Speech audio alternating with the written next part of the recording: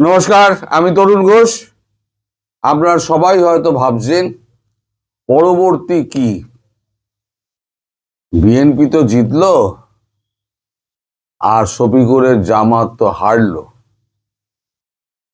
যদিও উনি এখনো হার স্বীকার করেননি। বিএনপি 200-র ওপরে ভোট পেয়েছে, 300 আসন সংসদের, জাতীয় সংসদের মোট 350, তার মধ্যে 50 জন তো মহিলাদের জন্য সংরক্ষিত, তাহলে 300 আসন। এই 300 আসনের মধ্যে 200 আসনের ওপরে বিএনপি জিতে গিয়েছে। এখন শেষ মুহূর্তে এই যে খেলাটা ঘুরলো, জামাতের যে খেলা, সারা রাত ধরে ভোট মারা, সারা রাত ধরে আপনার দাঙ্গা হাঙ্গামা করা, পুরো দেশটাকে দখল করার একটা চক্রান্ত করেছিল জামাত। তার সঙ্গে চক্রান্তে যোগ দিয়েছিলেন আমাদের বলবো না, আপনাদের সেনাপ্রধান ওয়াকারুজ্জামান। তিনি তো বরাবরই জামাতি এবং জামাতের প্ল্যানেই উনি চলছিলেন।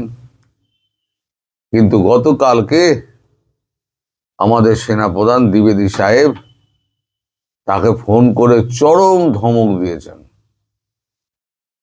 যে আপনি যদি এইভাবে কাজ করতে থাকেন তাহলে ভারত আপনাকে তুলে আনতে 8 ঘন্টার বেশি সময় নেবে না। 8 ঘন্টা লাগবে আপনাকে তুলে আনতে। আপনি ভারতের কথা শুনে কাজ করুন, যেরকম বলা হয়েছিল সেই অনুযায়ী কথা বলুন, চলুন। তারপরে একদম ওয়াকারুজ্জামান পুরো খেলা ঘুরিয়ে দেন, মার দাঙ্গা চারিদিকে করে একদম জামাতের প্রার্থীকে একেবারে আটক করে গুলি শুদ্ধ বন্দুক সন্দুক আটক ফাটক করে টাকা পয়সা ধরে জামাতের মধ্যে একটা ত্রাস ধরিয়ে দেন। এদিকে আপনার আওয়ামী লীগ কর্মীরা তো ঘরের মধ্যে বন্দি, তার মধ্যেও যতটা ইঞ্জিনিয়ারিং করা সম্ভব, রিগিং করা সম্ভব সব তো করে নিয়েছে। এখন হিসেব অনুযায়ী যদি অফিসিয়াল হিসেব ধরেন তাহলে 14%-এর বেশি ভোট পড়েনি। 14%, বাকিটা সব ভেজাল। আর বিএনপি ঘরে পুরো ভোটটা পড়েছে। হ্যাঁ, কিছু ভোট এরকম খবর আছে, কিছু ভোট আওয়ামী লীগেরও রয়েছে, যারা বিএনপির মানে এর তলায় আশ্বাসে বেঁচে আছেন যে আমরা তোমাদেরকে দেখব, তোমরা আমাদের সঙ্গে থাকো। তারা কিছু কিছু গিয়েছেন, এমন খবরও আছে।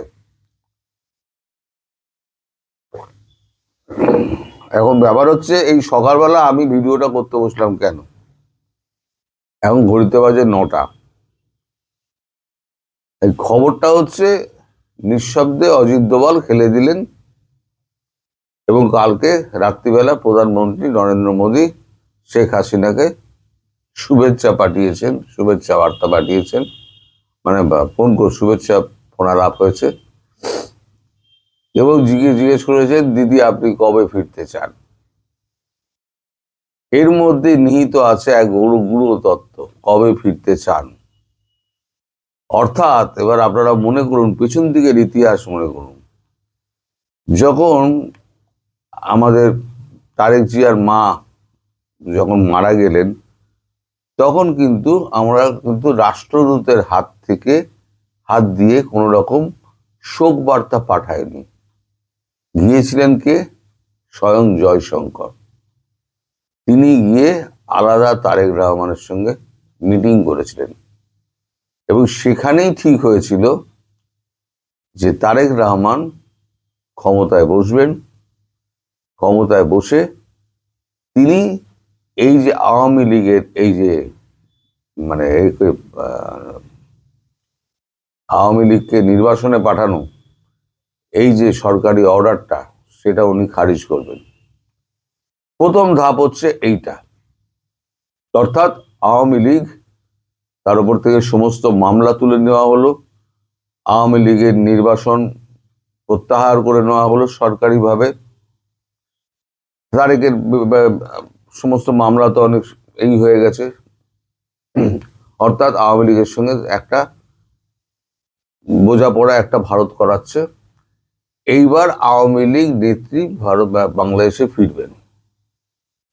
তাই নরেন্দ্র মোদী বলেছেন আপনি কবে ফিরতে চান, সেই অনুযায়ী তারেক রহমানের সঙ্গে কথাবার্তা হবে। কারণ তারেক রহমান গদিতে বসে প্রথম যে সইটা করবেন সেটা হচ্ছে আওয়ামী লীগের নির্বাচন সংক্রান্ত যে নথি আছে সেটাকে বাতিল করবেন এবং তার বিরুদ্ধে যত মামলা আছে সেই মামলাগুলোকে বাতিল ঘোষণা করবেন। এটা ছিল ভারতের প্রথম শর্ত জয়শঙ্করের সঙ্গে মিটিং এর সময়তে। এবার সেই শর্ত অনুযায়ী কাজ হচ্ছিল, কিন্তু পরবর্তীকালে তারেক রহমান জয়শঙ্করকে ফোন করে জানান পরশু দিনকে যে জামাত যেভাবে অত্যাচার করছে এবং যেভাবে ক্যাম্পেইন করছে সরকারি এতে ইউনূস কাজে লাগিয়ে জামাতকে ক্ষমতায় আনার চেষ্টা করছে, সেখানে তো আপনাদের সঙ্গে কথা বললেও আমরা কিন্তু ক্ষমতায় যেতে পারবো না, সেক্ষেত্রে আমরা কি করব। তারপরে কথা হয় অজিত দোভালের সঙ্গে। তারপর অজিত দোভালের বুদ্ধিতে হবে বা কিছু একটা হবে, আমাদের সেনাপ্রধান তারপরে ফোন করে চমকান হচ্ছে এই ওয়াকারুজ্জামানকে।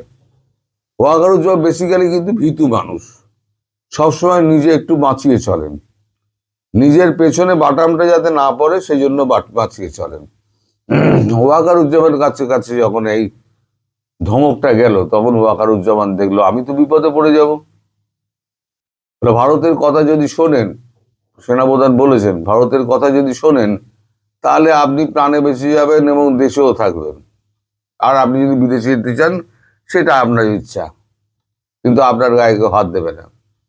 আর যদি আপনি তার অন্যথা করেন তাহলে আপনাকে তুলে আনতে আমাদের আধ ঘন্টা সময় লাগবে না, আধ ঘন্টা সময় লাগবে না আপনাকে তুলে আনতে, আপনি যেখানেই থাকুন, আমরা সব জানি। তারপরে এখন নড়ে, তারপরে তো ওই কাণ্ড হয়। আপনাদের অনেকের মনেই প্রশ্ন ছিল, আমি গতকালকে ভিডিও যেটা করেছি সেখানে শেখ হাসিনার যে বার্তা আমি দিয়েছি সেখানে আপনারা সবাই লিখেছেন যে পরবর্তী কি। পরবর্তী হচ্ছে এইটা যে প্রথম ধাপে শেখ হাসিনা এই আওয়ামী লীগকে নির্বাসিত করা, সেই আদেশটাকে খালাস করে দেওয়া। দ্বিতীয় হচ্ছে আওয়ামী লীগ নেত্রীর বিরুদ্ধে সমস্ত মামলা প্রত্যাহার করা, মানে বাতিল করা। এবং তৃতীয় হচ্ছে নিরপরাধ যত আওয়ামী লীগ কর্মী রয়েছেন, সাংবাদিক রয়েছেন, বুদ্ধিজীবী রয়েছেন, লেখক রয়েছেন, তাদের সমস্ত মামলা থেকে বেকসুর খালাস করে দিতে হবে। কোনো জামিন নয়, বেকসুর খালাস করে দিতে হবে। এগুলো কিন্তু শর্তের মধ্যে রয়েছে। অর্থাৎ এখন যারা আওয়ামী লীগের কর্মী, নেতা, যারা লেখক, বুদ্ধিজীবী, শিল্পী যারা রয়েছেন, যারা এই অত্যাচারের শিকার হয়েছেন, তারা এখন নিশ্চিন্তে থাকতে পারেন যে আগামী মাসখানেকের মধ্যে আপনাদের পুরোপুরি মুক্তির ব্যবস্থা হবে, সেখানে কোনো জামিনের প্রসঙ্গ থাকবে না। এবার সব তো হলো, শেখ হাসিনা যখন ফিরবেন তখন তিনি আবার নির্বাচনী কাজকর্ম শুরু করে দেবেন, আর এই সরকার টিকবে না। কারণ যখনই শেখ হাসিনা তার রাজনৈতিক কর্মকাণ্ড শুরু করবেন, তিনি যখন বলবেন যে আমাকে উৎখাত করা হয়েছিল, এই চক্রান্ত হয়েছিল আপনাদের চোখের সামনে, এইবার 16 বছর ধরে আমি যা করেছি, আমাকে চোর সাজানো হয়েছিল, আমি কতটা চোর কতটা সাধু আপনাদের চোখের সামনে, আমি কি দেশ রেখে গেছিলাম আর কি দেশ হয়েছে সেটা আপনাদের চোখের সামনে, অথচ আমাকে চোর প্রমাণিত করে আমাকে দেশটাকে বাধ্য করা হয়েছে, মানুষকে ভুল বোঝানো হয়েছিল, আপনাদের ভুল বোঝানো হয়েছিল।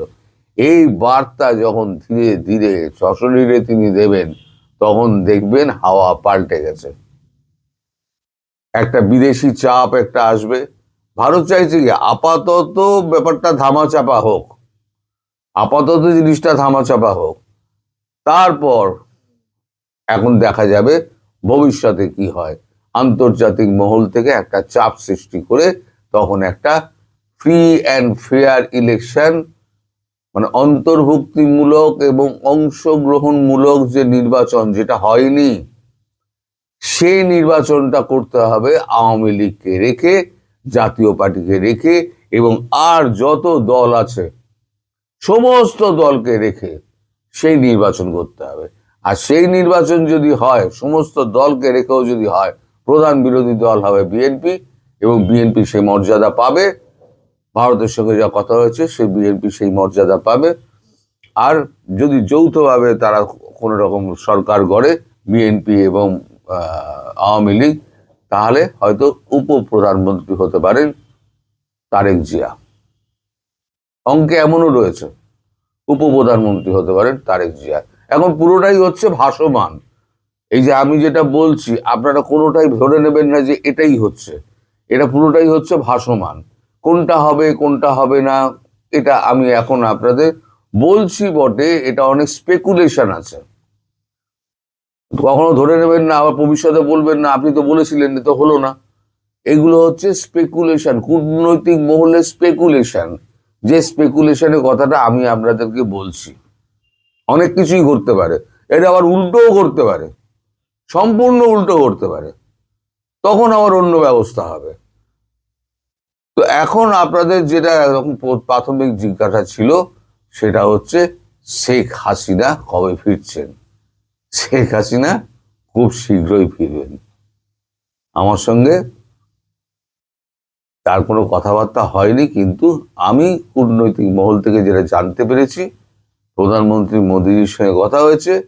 প্রধানমন্ত্রী মোদীজি জিজ্ঞেস করেছেন, দিদি আপনি কবে ফিরতে চান?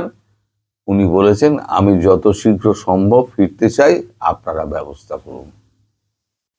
কারণ দেশ এখন শান্ত হবে, দেশকে এখন শান্ত করতে হবে।